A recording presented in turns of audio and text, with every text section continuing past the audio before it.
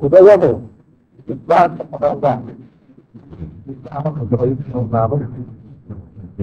ఎప్పుడు సాధారణపరంగా కోరుకోండి.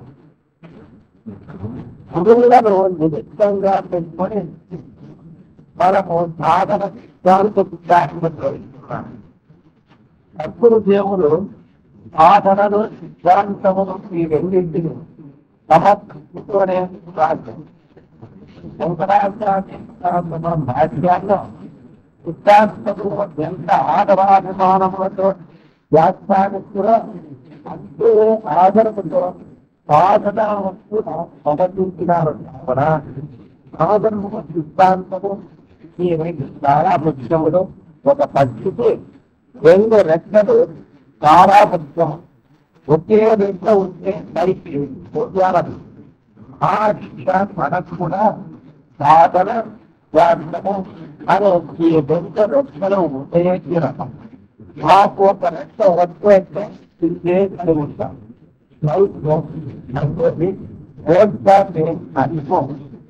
అందుకే మనము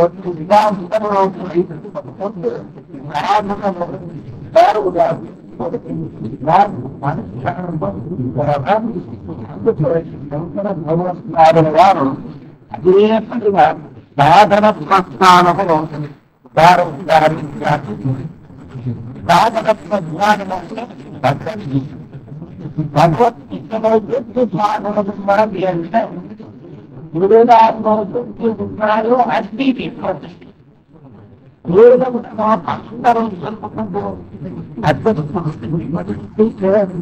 అందరూ వాటిలో 20 సాధనలు అనుష్ఠానం చేయవచ్చు. మనము ధర్మము యొక్క సంగ్రహాన్ని చేయాలా అని వేదవ్యాసుల వారు మహాభారతంలో మన ధర్మత తిరుగుతుంటే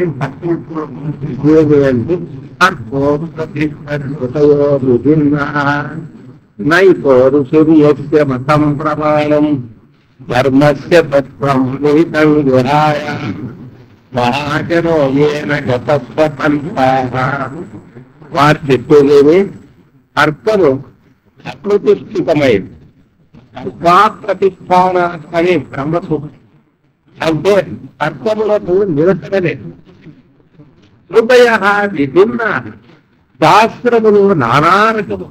ఒక్కొక్క శాస్త్రము ప్రత్యేకంగా తమ తమ సిద్ధాంతాన్నే గొప్ప అని చెప్పటం. ఇంకా నైకో రుచిని చేస్తే మతం ప్రమాణం. ఎందరో మహర్షులు ఎన్నో శాస్త్రాలు రాశారు. గౌతముడేమి, మానవుడేమి, వశిష్ఠుడేమి, వేదవ్యాసుడేమి, తర్వాత గణాద మహర్షులేమి, ఇట్లా అనేక మంది మహర్షులు ఉన్నారు. ఒక్కొక్కరు ఒక్కొక్క సిద్ధాంతములు చెప్పినారు. నైకో ఋషి యొక్క మతం ప్రమాణం ధర్మస్య తత్వం నిహితం గుహాయ.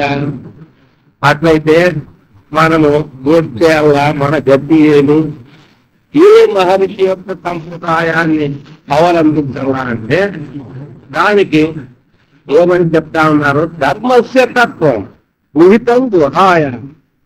హృదయం అనే గుహలో ధర్మతత్వము నెలకొని ఉంది. దానిని మహాజనో ఏన గతస్థ పంప. మహాత్ములు ఏ మార్గంలో నడిచిరో ఆ మార్గములో మనము ఆ తత్వాన్ని అనుభవానికి పెట్టుకోవచ్చు. అది దాని అభిప్రాయం. అంటేని మనము ధర్మమును సంగ్రహంగా ఆచరించినట్లయితే సరిపోతుంది. దానికి కారణం ఏమి అంటే ఎన్నెన్నో శాస్త్రాలు ఎన్నెన్నో ధర్మములను చెప్తా ఉన్నాయి. ఒక్కొక్క శాస్త్రాన్ని చదివినప్పుడు ఎన్నో ధర్మం, ఒక్కొక్క పురాణాన్ని చదివినప్పుడు ఎన్నో ధర్మములు ఉంటాము. వాటన్నిటినీ మనము చూడాలంటే సాధ్యం కాదు, అన్ని ఆచరించాలంటే సాధ్యం కాదు. కనీసము అని భగవంతుడే ఏం చేశాడు? భగవద్గీతలో తమ సర్వస్వాన్ని సార రూపంలోన చెప్పారు. వారు ముముక్షుకోటికంతా చెప్పేది అంటే జనులంతా ఏమనుకోవచ్చు అంటే ధర్మంచర అని శాస్త్రం చెప్తా ఉంది. మనం ధర్మంగా నడుచుకోవాలి. ధర్మానికి కాలం లేదప్ప అధర్మానికి ఉండేది, అన్యాయానికి ఉండేది. అధర్మంగా నడుచుకోలేని ప్రోత్సహించే వాళ్ళు కూడా ఉన్నారు. ఆ రీతిగా అక్రమదారి పట్టవచ్చును అని భగవంతుడు ఏమంటాడు? నేను వేదాల్లో, పురాణాల్లో, ఇతిహాసాల్లో బ్రహ్మాండంగా ధర్మ విచారం చెప్పాను. అట్లనే అంతానుష్ఠానం చేసేకేం పోతున్నప్ప కట్టుకో స్వల్పం అప్పేస్తే ధర్మం. నేను చెప్పిన ధర్మములో కొంచెం అనుష్ఠానం చేస్తే చాలు. కావతే మనతో భయం, పుట్టులను మహాభయము నుండి అది కాపాడుతుంది అని చెప్పారు. ఇంకో ఏమో కాదు, ఈ స్వల్ప ధర్మములేమో అనుష్ఠానం చేస్తూ ఉంటారు, మధ్యలో తప్పనే. అప్పుడు ఎట్లా చూడవచ్చు. భగవంతుడేమో అంతా మీరేం ఆచరించవద్దాం తప్ప ధర్మ సారం కొంచెం అనుష్ఠానం చేయండి అంటే మళ్ళా కాకపోతే ఆలోగా మనం చనిపోతే మనం చేసిందంతా ఏమైనట్లా అట్లా పోయినట్లా. ఇది అర్జును. ఓ పరమాత్మ, మేము ఇన్నాళ్ళు తీర్చుంటాం కదా, అదంతా వృధా అయిపోయినట్లేనా? మన గతి ఏమి మనతో నష్టమే కదా. నీ ధర్మాన్ని మేము అనుష్ఠానం చేస్తాం కొంచుకోను, దాంట్లో ఈ గతి అయిపోతే మనకు నష్టం కలుగుతుంది కదా. అంటే దానికి భగవంతుడు ఏమంటా ఉన్నాడు? నాయన అత్యం భయపడద్దు అని చెప్తా ఉన్నారు. ఎందుకు అంటే ఆయన ఇంతకుముందు చెప్పినాడు, నీవు ఏ విధంగా కానీ నీ పైన వేసుకోవద్దు అని. నేనే నిమిత్త మాత్రుడు అని కదా. ఈయనకేం భయము? మధ్యలో ఏమన్నా అయిపోతే చేసిందంత అవుతుంది. చిన్నాత్రం ఇవ నశ్యతే. ఒక ఉదాహరణ కూడా చెప్తాను. మేఘాలు ఆకాశంలో బ్రహ్మాండంగా వ్యాపించినాయి. ఇంకా వాన వస్తుంది అని బజార్లో ఉండే వాళ్ళంతా పరిగెత్తి వాన వస్తుందా 5 నిమిషాలు పైన చిన్న భ్రమివ నశ్యతి. ఫలం ఇవ్వకుండా మేఘాలన్నీ ఎట్లా నశించిపోయినో అట్లా మేము చేసిన ధర్మానుష్ఠానం అంతా ఏ ఫలము లేకుండా నాశనమైపోతే మా గతి ఉన్నా చేసినంత ఏమైనట్లా అని అడిగినట్లా కదా. అందుకు భగవంతుడు ఏమంటారు? భయపడతప్ప అట్లేం నష్టాన్ని కలిగింపజేసేలేదు. శుచిరాం శ్రీమతాంగే యోగ భ్రష్టోటు జాయతే అథవా యోగినామేవ కులేభం. ఈ రీతిగా వాగ్దానం చేశారు భగవంతుడు. మీరు ధర్మాచరణ చేయండప్ప. సామాన్యంగా ధర్మాచరణ చేసినా పర్వాలేదు. మీరు అకస్మాత్తుగా చనిపోతే మీకు మానవ జన్మనే ఇస్తాను అంటారు భగవంతుడు. క్రిమి కీటకాది జన్మ ఇచ్చేలేదు. ఆ మానవుల్లో శుచి శ్రీమతాంగే శుచి అయిన ఆచారవంతులైన ఇంద్రయందే జన్మింపజేస్తానంటారు. మానవ జన్మనే ఇస్తాను. సదాచార సంపన్నులుగా ఉండాలి, వాళ్ళ శ్రీమంతులుగానే ఉండాలి. అటువంటి వారి ఇంటిలో జన్మింపజేస్తాను మిమ్మల్ని. మీరు భయపడాల్సిన పని లేదు. ఇప్పుడు అర్జునుడికి ఇన్స్పెక్షన్కి కలగవచ్చు. స్వామి ఇదేమో సరే, ఇంకా దీనికంటే ఎక్కువ అనుష్ఠానం చేసింది అనుకోండి. గురువు దగ్గర పోయి ఎక్కువ కాలము వేదాంత శ్రవణం చేసింది, చాలా కాలం చేసింది. వాళ్ళకి ఇంకా ఎక్కువ ఫలం ఏమన్నా ఇస్తావా ఇంతేనా అని ఇట్లా శంక కలగవచ్చును అర్జునునికి అని. భగవంతుడు ఏమంటారు? శుచిరా శ్రీమతాంగే ప్రశ్నోదిజాయితే అని చెప్పేదే కాదు. అథవా యోగినామేవ కులే భవతి. బ్రహ్మ జ్ఞానులో ఇంటిలో మీకు జన్మనిస్తాను అంటారు పరమాత్మ. బ్రహ్మజ్ఞానుల ఇంటిలోనే జన్మింపజేస్తానంటే ఇంకేం కావాలి దానికని. అంటే అధికస్య అధికం కాదు. ఎక్కువ చేసిన వానికి ఎక్కువ, తక్కువ చేసిన వానికి తక్కువ. తక్కువ చేసిన వానికి శుచి అయిన శ్రీమంతుల ఇంటిలో యోగ భ్రష్టుల అయినటువంటి వారికి యోగ భ్రష్టులు అంటే అంటే సాధన అనుష్ఠానం చేస్తూ చేస్తూ భర్తలు చెడిపోతారు. వాళ్ళకు భగవంతుడు యోగ భ్రష్టులు అని బిరుదిచ్చినారు అని తెలుసుకోవాలి. బాగా పెద్ద బిరుదు, పెద్ద సర్టిఫికెట్. ఎందుకంటే వచ్చే జన్మకు ఉచిరాన్ శ్రీమతానికి భగవంతుని ఆడు అంతే. యోగ భ్రష్టోటి ఆయన అథవా యోగినా మీద పులేభవన్ బ్రహ్మజ్ఞానుల ఇంట్లోనే జన్మిస్తాము. ఊరికి చెప్పేరా లేకపోతే ఇంతకు ముందు ఉండింది ఐదేళ్ళు. భగవంతుడు ఏమో చెప్పినానప్పా మమ్మల్నంతా తన తట్టు రాయిదింత భగవంతుడు ఉపాయం చేశాడు. జనులంతా తన వైపు ఆకర్షించుకునేదానికి, తన మెజారిటీ పెంచుకునేది. నాస్తికులు ఉంటారు కదా, అందుకే తన పార్టీ అభివృద్ధి కావాలని ఆ భగవంతుడు ఏమో ఆశలు చూపించినాడు అని అట్లా అనుకుందామా? అయితే శ్రీకృష్ణ పరమాత్మ అర్జునుడు వారి ఎదుగుడి కంటే ఎన్నో యుగాలు వెనుక జరిగిన కొన్ని కథలు ఉండాలి. ఆ కథలను మనం గమనించినట్లయితే ఈ మాట యథార్థం ఇంతకు ముందు కూడా ఇట్లా చేసినారు. ఇంతకు ముందు యోగ ప్రేక్షకులైనటువంటి వారికి ఇట్లా ఉన్నత పదవిని ఇచ్చినట్లు ఎక్కడన్నా ఉందా? పురాణాల్లోన ఉందా? వేదాల్లో ఉందా? ఉంది. అది ఏది? దాని గురించి మనం తెలుసుకునే బ్రహ్మవాయుధమగ్రాసీత్ తదాత్మానమేవావే అస్మాత్ తత్సర్వభవతు తద్యోగో దేవానాం సత్యబుద్ధ్యత సయేవ తదభవతు దర్శీణాం సామరిష్యాణం తద్దైతత్ పశ్యన్ రితిర్వామదేవ ప్రతిపేదేహం మనురభవం సూర్యసేతి. ఉపనిషత్తులో ఈ మంత్రం. ఆ మంత్రం ఏం చెప్తా ఉంది అంటే వామదేవ మహర్షి యొక్క చరిత్ర చెప్తా ఉంది. వామదేవ మహర్షి ఎటువంటి వాడు అంటే బ్రహ్మనిష్ఠులైన గురువులను సేవించిన వాడు. వారి దగ్గర ఉండి శ్రవణము మననము నిధిధ్యాసన సాధించిన వాడు, ఎంతో కృషి చేసిన వాడు ఆ వామదేవుడు. ఇంకా కొన్ని నిమిషాల్లో అతనికి బ్రహ్మ జ్ఞానం కలగల్లా ఆయనకి చావు. అయితే భగవంతుడు ఇప్పుడు ఆ యోగ భ్రష్టునికి సరి అయిన స్థానం ఇవ్వాల. ఎటువంటి స్థానం ఇవ్వాల?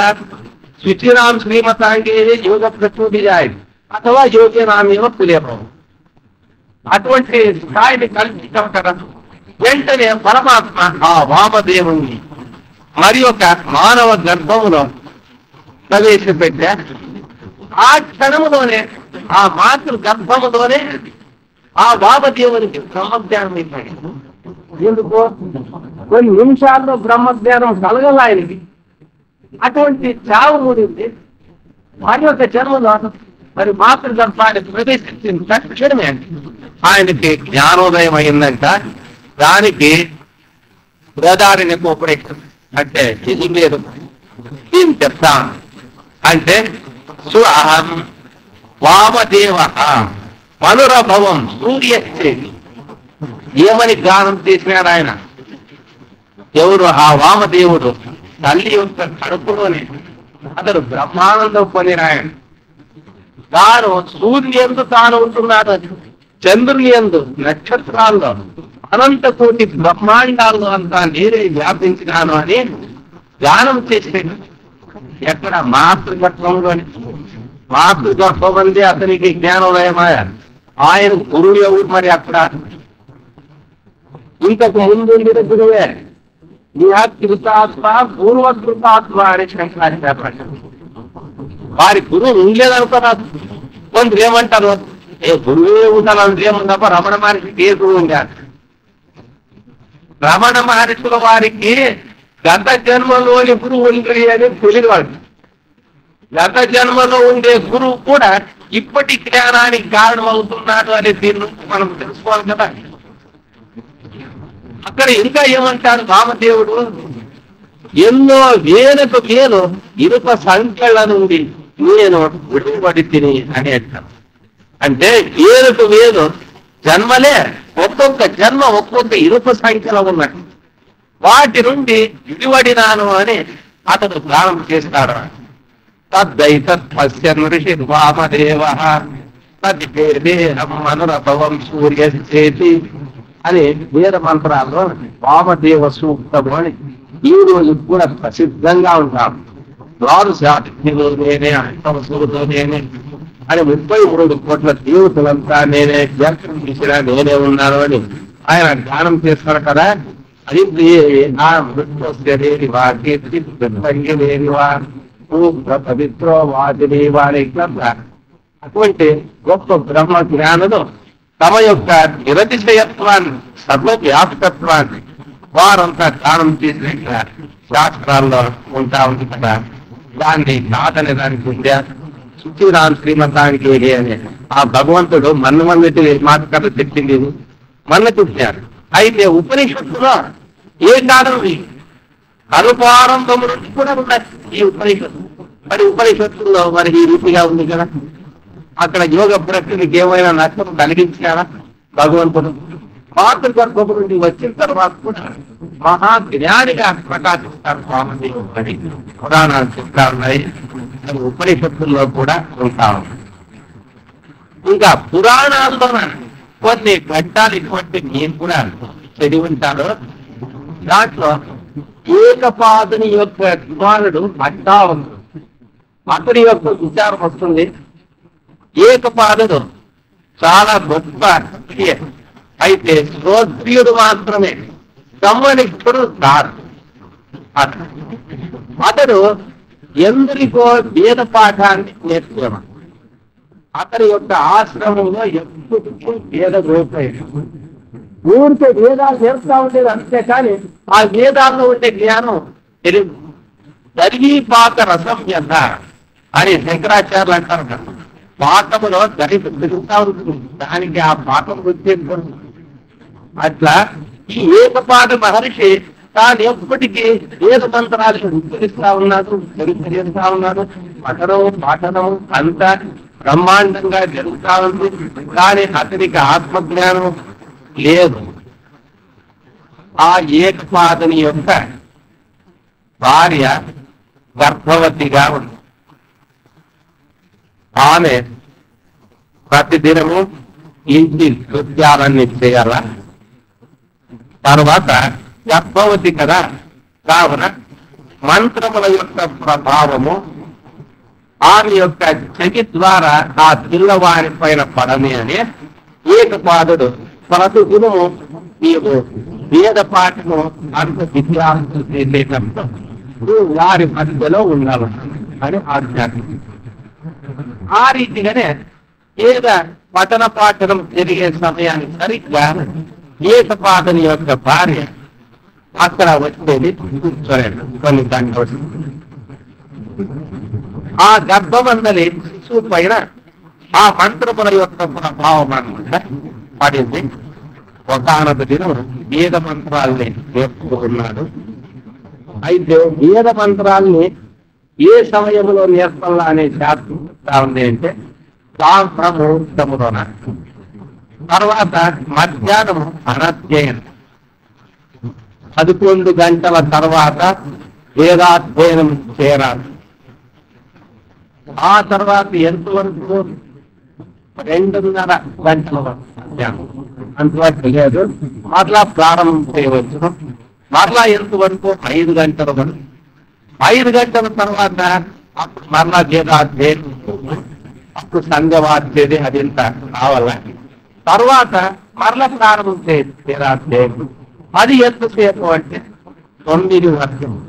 ఆ తర్వాత లేదు. ఆ దినం ఏమైంది, అర్ధరాత్రి అయినా వేద మంత్రాలు చర్చిస్తా ఉన్నాడు, అంటా ఉన్నాడు అనుకుంటాడు. అతని భార్య కూడా వారి జతలోనే కూర్చొని ఉంది. వేద మంత్రాలు తెచ్చేదానికి తడబడతా ఉన్నారు విద్యార్థులంతా. పాపం నిద్ర ఆవరించింది, ఇంకా భోజనం లేదు, ఏది లేదు. ఈయన మరిచి మంత్రాలు చెప్తా ఉంటే వాళ్ళతో అనేక కూడా రాదు, పక్షాధిగా ఉన్నారు. అప్పుడు ఆ ఏకపాదుని యొక్క భార్య గర్భము నుంచి ఒక ధ్వని బయటకు వచ్చింది. ఆ ధ్వని ఏమి అంటే ఆ లోపల ఉండే శివుడు మాట్లాడుతాం, ఓ తండ్రి ఇప్పుడు అర్ధరాత్రి, ఇది అనధ్యయన కాలము అనేది నీకు తెలియదా అని ఈ మాటలు వచ్చాయి. అప్పుడు ఏకపాదనికి ఆశ్చర్యం, గర్భంలో ఉంది శిశువు మాట్లాడుతా ఉంది కదా, ఎంత ఆశ్చర్యం, అంతసేపు అయ్యిందా అని హక్కు జ్ఞానోదయం ఉంది. ఇంకా అప్పటికి దాన్ని నిలబెట్టేది. తర్వాత భోజనానికి పోయేవాడని పోయి మరొకటి దినము ఏం జరిగింది ఇట్లే ఆ దినం కూడా ఇదే రీతిగానే అర్ధరాత్రి కావచ్చింది.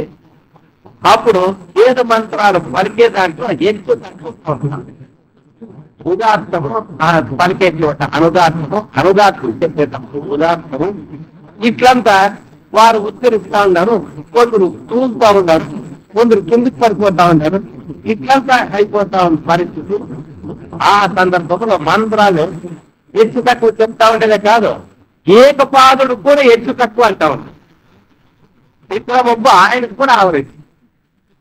వెంటనే ఆ తత్వములో ఉండే చుట్టూ నాన్న ఇట్లు కాదు ఉచ్చరించేది ఇట్లా అని అన్నట్టు అని బట్టి ఈయనకి ఇంకా ఆశ్చర్యము ఆనందమాయ దాని చేతుల్లో కోపం కూడా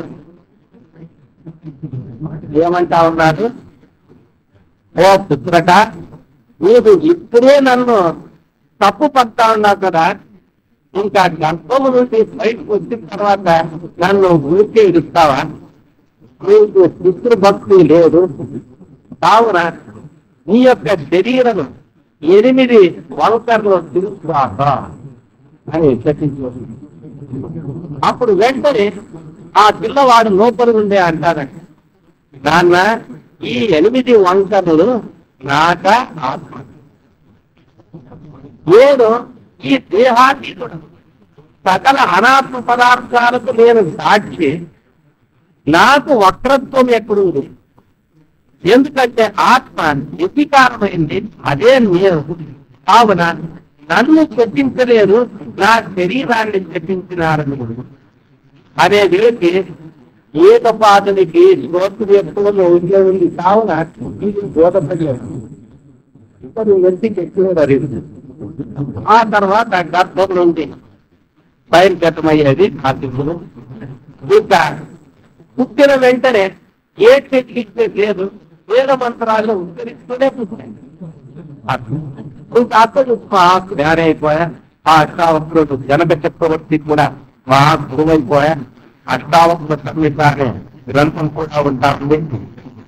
ఆ తర్వాత తండ్రి యొక్క కృప వల్ల మరలా అతనికి అష్టావక్రత్వం అంతా కూడా పోతుంది. ఇంకా ఆ విధంగా అంటే సనాతనం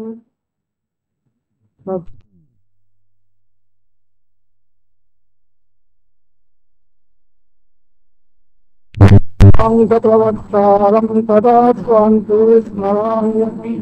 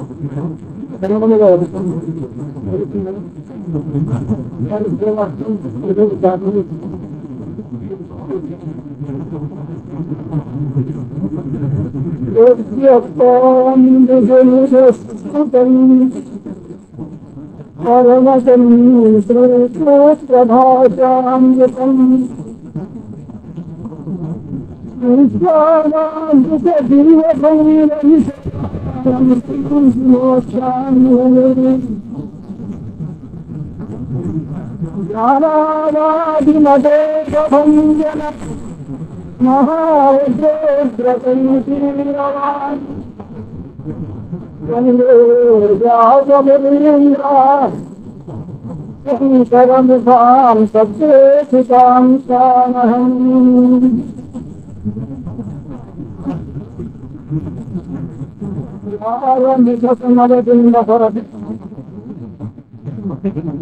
శ్రేష్ఠవాద బ్రహ్మపుత్రాహాదు భాష్యగయంత అమృతయమి సాంఖ్యాది దర్శనగలస్సు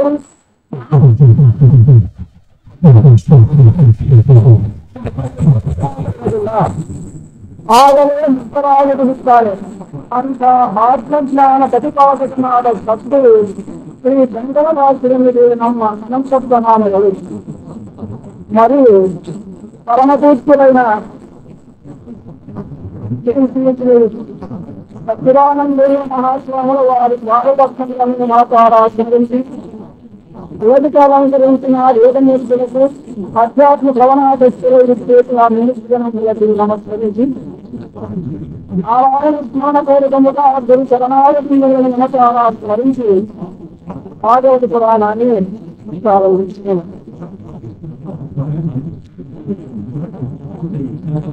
ఆనాడు హిందూ పూర్ణిమ వేతన పుష్ప విభక్తి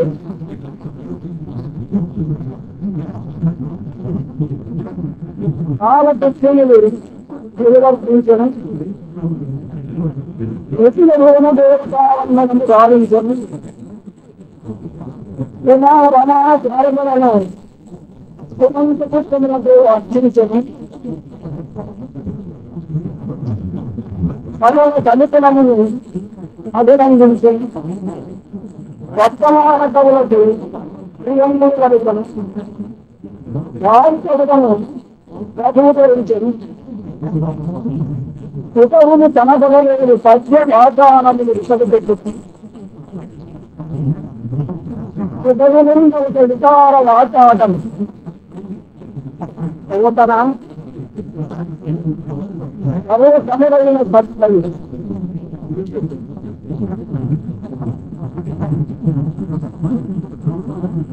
భాగవతము కనిపెట్టేవారిని ముందు చెప్తాను నెరవేరు ఆ మాట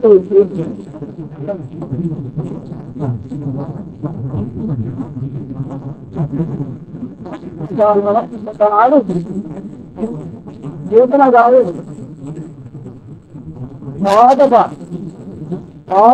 పాదక సమాచయిందనై వేద కల్పవృక్ష విదవితమై వేదమనే కల్పవృక్షం నుంచి వాడినటువంటి భాగవతాన్ని ప్రాయాణాన్ని తెలిపించడంతో అది కరుణాభిషేకం కూడా మూడు జన్మ పుణ్యతల విశేషం నారాయణ ప్రపంచ కథా కుటుంబరుని కలై ఒక్కనాడు రాధా విశాఖమ లింగం అంటే ఆ రోజు కల్పగ్రహం సత్యనామతి అనుగ్రహానికి అభ్రంగ చిత్ర సముద్ర బంధు గంగతి గలే సంతాన దుంపుగిరి ఆనందించి వినపలనందత మధ్యందిన ఎమ్మటి ఇసగలిగిన పవిత్ర కల్లటి కొరకు ఇంటికి నీటిని వస్తున్నాయి పద్మాకుని వేసుకొని ప్రవేశిస్తూ మఠోపరి ధ్యానాన్ని చేస్తున్నారు. సమయంలో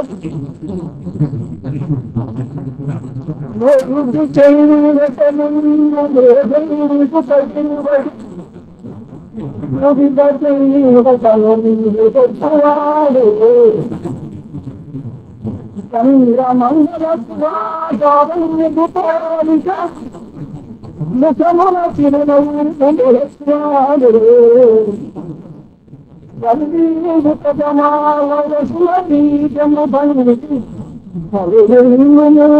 కరడువాడు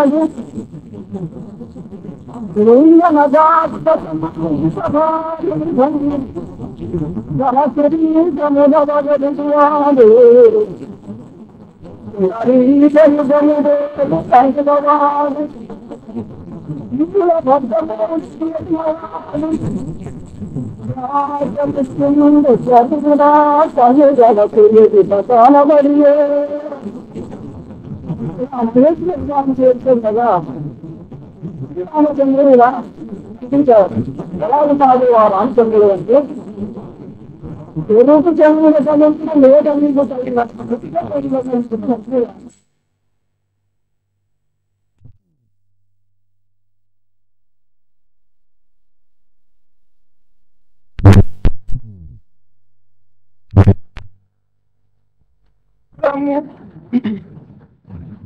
అత పలికించు విభుండు రామభద్రుండు అత పలికిననే భవకరమగు అత పలికెద పేరొందు గాథలు పలుకగనేనా. పేరొందు గాథలు ఎందుకు పలుకదా? శ్రీరామచంద్రుని కంటే అన్యముగా ఉండేటువంటి కథలు నేనెందుకు పలకలా? పలుకకూడదు ఈ రోజు నుంచి. కాబట్టి పలికెది భాగవతము. భాగవతము ఆ శ్రీరామచంద్రునికి అనుగ్రహం వల్ల పలుకుతుండగా, ఆ శ్రీరామదత్తుడు పలికిస్తుండగా అట పలికిన భవహరమకు ఆ రామచంద్రుడు ఎలా పలికిస్తే అలా పలికితే నా జన్మ సార్థకము కదా, నాకు ఇంతకంటే భాగ్యం ఏం కావాలా అనుకున్నాడు. అనుకుని ఏమనుకున్నాడు మళ్ళా? భాగవతము తెలిసి పలుకుట కష్టంబు శూలికైన తన్ను చూలికైనా ఈ బుధవరుల వలన వినినంత గనినంత తెలియవచ్చినంత తేటపరచు. ఈ మహాభాగవతాన్ని పలకాలంటే ఆ బ్రహ్మ శివుని కూడా కష్టతరమే అన్నప్పుడు నాతోటి సామాన్య మానవునకు అది లభిస్తుందా అనే జిజ్ఞాసులు భయపడరాదు ఇక్కడ. ఎందుకంటే పరమార్థాన్ని విషయాలను తెలుసుకోలేలాగా తెలుసుకోలేదు. మనం అదే మన ఆత్మాను గుర్తిస్తా ఉన్నాం. అట్టి ఆత్మానుభవమైనటువంటి ఒక వతన గారు నేను పెద్దలతో ఉన్నంత కన్నంత నా అనుభవంలో ఉన్నంత మనకందరికీ అంటే రాబోయేటువంటి ప్రజలకంతా ఉద్ధారం కావాలని జగత్ కళ్యాణార్థమై భాగవతం ఆ శ్రీరామచంద్రుడికి అనుగ్రహం వల్ల రాయగలను అని నిర్ధారించుకున్నాడు. అందులో ఏమనుకున్నాడు మళ్ళా? కొందరికి తెలుగు గుణమగు కొందరికి సంస్కృతంగు గుణమగు రెండు గుణములకు మరి కొందరికి నేనందరి నెప్పించుల అయ్యయ్యగలం. ఆయా సందర్భాలలో నేను ముగ్గురిని నెప్పిస్తా. కొందరేమో తెలుగు బాగుంటుందన్నారు, దేశవాసులందు తెలుగులు ఇస్తా అన్నాడు కృష్ణదేవరాయలు. కొందరికేమో మా గురుదేవుల గంటి వారు సంస్కృతం వేలు అంటారు. ఇంకా కొంతమంది ఉభయ కవులు రెండో భాషలు సర్వోత్తమైనది అంటారు. ఆయన ఆ శ్రీరామచంద్రుని యొక్క అనుగ్రహం వల్ల నేను ముగ్గురిని ఒప్పిస్తాను అని చెప్పుకున్నాడు. అంతేకాదు నన్నయ తిక్కనాది కవులు ఈ యుర్గిన్ పురాణావలు తెలుగుందేయుచు మత్పురాతుకుదాదిక్యంబుదా నెట్టిగో తెలుగు చేయరు ముందు భాగవతము దీనించి నా జననంబుం సఫలంబు దేశద పునర్జన్మంబు లేకుండగన్. ఆహా, నా భాగ్యం ఏమని చెప్పవచ్చు? నన్నయ తిక్కన ఎర్రాతగడాది మహాకవులు అనేక ప్రబంధాలను, భారతాన్ని, ఇతిహాసాలను, పురాణాలు రచించారు. నా పూర్వపుణ్య బలమాన్నట్టుగా ఈ భాగవతాన్ని మాత్రమే విడిచిపెట్టినారు. ఆ శ్రీరామచంద్రునికి అనుగ్రహం వల్ల నేను ఆ భాగవతాన్ని రచించి నా జన్మ చరితార్థాన్ని పొందుతాను అని ఆ భాగవతాన్ని రాయడానికి ఆ శ్రీరామచంద్రుని అనుగ్రహాన్ని పొంది ఉద్దిక్తుడవుతున్నాడు అన్నమాట. అట్టి సమయంలో లలితము కృష్ణమూలము శుకాలాపాభిరామంబు సుందరోజ్వల వృత్తంబు మహాఫలంబు విమలౌ వ్యాసాలవాలంబునై గలయు భాగవతాఖ్య కల్పతరుర్విన్. ఎవరి కోసం? తద్విజశ్రేయమై సద్విజులుగా ఉండేటువంటి వారికి ఈ భాగవతాన్ని రాశాడు. లలిత స్కంధము, ఆ స్కంధములు 12 ఎంతో మనోహరంగా ముముక్షులకంతా ధర్మార్థ కామ మోక్షములను ప్రసాదించేవిగా ఉన్నాయట. కృష్ణమూలము భాగవతం యొక్క ముఖ్య సారం ఏమంటే ఆ భగవంతుణ్ణి కనుగొనుటకయే బయలుదేరింది. సమస్తంబుగాకయు అయ్యునుంగు వస్తు వెరుగంగకు భాగవతమునందు ఆ శ్రీకృష్ణుడైనటువంటి ఆ భగవంతుణ్ణి చేతుల కొరకయే భాగవతాన్ని ప్రారంభిస్తున్నాను అని చెప్పి కృష్ణమూలము సువర్ణ సుమన సుజ్ఞేయము సుందరోజ్వల వృత్తంగు మహాఫలం. ఈ భాగవత కథాశ్రవణం వల్ల ఫలం ఏమి అంటే ధర్మార్థ కామ మోక్షములు చతుర్విధ పురుషార్థములు లభిస్తున్నాయి. అట్టి పురుషార్థములలో ఉత్తమైనటువంటి పరమ పురుషార్థాన్ని పొందుటకయ్యే నేను ఈ భాగవతాన్ని రచిస్తూ ఉన్నాను అని ఆయన చెప్పుకున్నారు. ఇట్లు పారిజాత పాదప సమాశ్రయంబున సజ్జనానుమతంబున ఒకానొక నాడు నేను భాగవతాన్ని వాయుటకు పూనుకున్నా. అట్టి సమయంలో ఆయన ఏం చెప్పుకున్నారు అంటే చేతులల రంగ శివుని పూజింపడేని నోరులు వంగ సరికీర్తి నుడువడేని వయలు సత్యంబులేనుగా తలపడేని చలుగనేటికి కల్లుల కడుపు చేటు చేతులు అలరంగా శివుని పూజింపడేని. అలరుట అనే పదము సంతోషాన్ని సూచిస్తుందండి. చేతులు జడములు, వాక్కు జడము.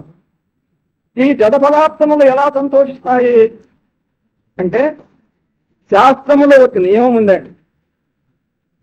వాక్కు అన్న వెంటనే వాక్కు మొదలగు కర్మేంద్రియాలను, శ్రోత్రము మొదలగు జ్ఞానేంద్రియాలను, మనస్సును, ఈ 11 ఇంద్రియాలను మనం తీసుకురాల. ఇప్పుడు ఈ 11 ఇంద్రియాలు ఏం చేస్తున్నాయి? హెచ్చరికైన మొదలుకొని నిద్రించేంత వరకు రాని దాని గురించే చింతిస్తూ ఉంటాయి. అంటే ఏమి? విషయములను గురించే చింతిస్తూ ఉంటాయి. కర్మేంద్రియాలు, జ్ఞానేంద్రియాలు, మనస్సు. నోరు నవ్వంగా హరికీర్తి నుడువడేని. ఈ వాకు కూడా కర్మేంద్రియములో చేరిపోయింది. ఇప్పుడు దేహము, మనస్సు, వాక్కు. వాక్కుతో ఏం చేయాలా? హరికీర్తన చేయాల. మనస్సుతో హరిని చింతించాలా. దేహముతో భగవంతుని యొక్క కీర్తన గుణములు రాయాల. ఇప్పుడు ఈ త్రికరణములు ఆ హరిపరం భగవంతుని పరం కావాలి. చేతులు అలరంగా శివుని పూజింపడేని, నోరు నవ్వంగా హరికీర్తినుడువాడేని. అలా ఈ దేహము, మనస్సు, వాక్కు హరిపరము కాకుండా విషయపరమైనట్లయితే తల్లుల కడుపు చేటు, అతని తల్లి గర్భము వృథ వృథ వృథ. పుండరీకాక్షని రుంగని పురుష పశువు అడవులందు నివాసంబులందు ప్రాణ విషయభర యుక్తితో ఉంట విఫలమతిగా. కాబట్టి మానవ జన్మ లభించినందులకు ఆ భగవంతుణ్ణి కనుగొనడమే మనకు ముఖ్యోద్దేశం అన్నమాట. కాబట్టి అట్టి ఉద్దేశం గలవాడై తాను కూడా ఆ భగవంతుని దర్శించి రాబోయే మనందరికీ ఆ భగవద్ దర్శనం కావాలని లోక కళ్యాణార్థమై ఆ భాగవతాన్ని రచిస్తున్నాడు. అట్టి సమయంలో ఏం చెప్తున్నాడు? మళ్ళా దయయు సత్యంబులోనుగా గలపడేని. ఈ దయా, సత్యము, కరుణ, శౌచం, ధర్మం అనే ఋషభానికి 4 పాదములు. లోనుగానే చెప్తాం. మేము ఏం చెప్పుకోవాలా? దయా, సత్యము, కరుణ, శౌచము కూడా చెప్పుకుని మనం చెప్పాలను. అంటే శాస్త్రము నియమం ఒకటిది. ఈ ధర్మం అనే వృషభానికి ఈ 4 పాదములు. పాదములు అంటే మన గోధుమ వలె 4 పాదములుగా గుర్తించాలి. రూపాయిలో 4 పావులాలు ఎలా ఉంటాయో అలా గుర్తించాలా అని. ధర్మములో ఈ 4 ఉంటున్నాయని. ఈ దయ మూతదయ లేకపోతే మానవ జన్మయే కాదు అన్న. సర్వభూతముల ఎడ దయ కలిగి ఉండాలా, ఇక కరుణ కలిగి ఉండాలా. కరుణ అనే మాటకు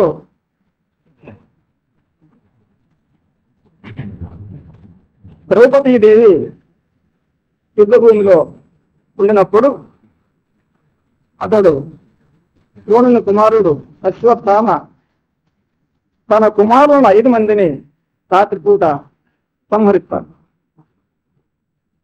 ఉదయము అర్జునుడు ప్రతిజ్ఞ చేస్తాడు, నీకు అశ్వత్థామ యొక్క శిరస్సును తెచ్చిస్తాను అని చెప్పి ద్రౌపది దగ్గర. కృష్ణార్జునులు ఇద్దరు వెళ్ళి ఆ అశ్వత్థామని వెంబడించి ఆ బ్రహ్మాస్త్రాన్ని కూడా వారు ఉపసంహరింపజేసి ఆయన పెద్ద రాళ్లతో కట్టి అశ్వత్థామ ఆ ద్రౌపదీదేవి ముందర పడలేదు. అప్పుడు ఆమె అశ్వత్థామను చంపడం చెప్పాలా, శుద్ధం చెప్పాలా? 5 మంది వాళ్ళు అన్యము తెలియదు, వాళ్ళు యుద్ధభూమికి రాలేదు, అశ్వత్థామ మీద బాణం కూడా తెలియదు. అటువంటి వారిని చంపేశారు. అప్పుడు ఆ కరుణామూర్తి ఆ ద్రౌపదీదేవి బ్రాహ్మణ హింస మానండి, వారి తండ్రి మీకు గురువు కదా, పితడు కూడా గురువే మీకు. ఈరోజు అశ్వత్థామను మీరు సంహరిస్తే నేను నా పుత్రులను పోగొట్టుకుని నేను ఎలా దుఃఖిస్తున్నానో ఆ ప్రకారంగా ద్రౌని కూడా అశ్వత్థామ తల్లి కూడా దుఃఖిస్తుంది కదా, కాబట్టి వాటిని విడిచిపెట్టండి. మనమైతే ఏమనే వారమో, చంపమనే వారమా లేకపోతే వద్దనే వారమా? ఇలా దయ, కరుణ, సత్యము, శౌచం ఇవి ఎవరైతే ఉన్నారో వారే తల్లి గర్భములో వచ్చినందుకు ప్రయోజనము. ఇవి లేకపోతే నిష్ప్రయోజ రూత తల్లి గర్భం అని ఆయన ఆ ధర్మాన్ని మనకంతా ప్రబోధిస్తున్నారు. ఎవరు? ఆ బుద్ధము. ఇకపోతే ఏం చెప్తున్నాడు అంటే ఆయన శ్వరాధములకిచ్చి పురంగులు వాగనంగులు కొమ్ములు కొన్ని పుచ్చుకొని సొక్కి శరీరము వాటి కాలుచే సన్నత వాటులందడక సన్మతి శ్రీహరికిచ్చి చెట్టు కమ్మెరపోతరాజు ఒకడు భాగవతంబు జగద్విదితంబుగన్ జగత్తులో అంతకు ఆభాల గోపాలను వచ్చేటట్టుగా తాను రాసేటువంటి యొక్క ఈ భాగవతాన్ని కల్పం అనే వృక్షాన్ని కార్య కన్యకను ఆ శ్రీహరికి అర్పించాడట. కిం మనుజేశ్వరాగములకిచ్చి. అప్పటి కాలంలో రాజులంతా ఉండేవారు, ఇప్పుడంతా ప్రజారాజ్యం వచ్చింది, ఆ కాలంలో రాజులు ఉండేవారు. ఈ మనుజాధములు రాజాధములకంతా ఇచ్చి వారి దగ్గర అగ్రహారములు, భూములు, తోటలు, పనులు, మాణిక్యములు పొంది ఆ యమధర్మరాజు యొక్క పటులతో ఇనుప గదుల చేత దెబ్బలు తినేదానికంటే ఈ యొక్క కావ్యాన్ని శ్రీగారికి ఇచ్చి నేను నా జీవితం ధన్యం చేసుకోవాలా అని చెప్పి ఈ ప్రకారంగా ఆ కావ్య కన్యకను ఆ శ్రీగారికి అర్పించారు. ఇప్పటి కాలంలో పురాణం చెప్పేవారంతా పురాణం చెప్పడానికి కావాలని తెలిస్తే 3,000 ఇస్తావా అనేవాడు 4,000 ఇస్తాలని వరకు పురాణం చెప్పడానికే బోధనకు రాసిందే పద్యం చదివేకి రాసిపోయినప్పటికీ నాకు 5,000 కావాలంట పురాణకర్త. ఇలా ఎవరైతే అడుగుతారో ఎవరైతే తీసుకుంటారో వారికి చెత్తతోటి జన్మాలు ఎత్తినా నరకం మాత్రము తప్పదు. కాబట్టి పురాణాన్ని వినేవారు మొట్టమొదట పురాణ రహస్యాన్ని ముందు సంక్షిప్తంగా తెలియజేసి తర్వాత భాగవతాన్ని ప్రారంభిస్తాం. ఉదయం పూట మన పూజ్యులైన పారాయణ లక్ష్మీకాంత్ శర్మ గారు ఎన్నో విధాల మనకు భారతం, భాగవతం, రామాయణం, బ్రహ్మసూత్రములు ఇంకా ఏమేమి ముందు చెప్పినా నాకు తెలియదు, ఈ మధ్యలో ఇవన్నీ విన్నాము. ఆయన అధ్యాత్మ జ్యోతిలో ఆ పురాణ రహస్యాన్ని మనకంతా తెలియజేసినారు. అది మీకు అందరికీ తెలిసిన విషయం, మీకు నచ్చి చేసిన విషయం. ఇతిహాస పురాణాభ్యాం వేదం సముప బ్రహ్మయేత్ యుగేత్యంత సుతాద్వేదో మానయం ప్రకరిష్యతు. ఇతిహాస పురాణాలకే వేదార్థాన్ని విశదీకరించాలని భారతవచనం. పురాణ జ్ఞానం లేని అల్పజ్ఞుడు నన్ను వంచిస్తాడేమోనని. అంటే జగత్తంతా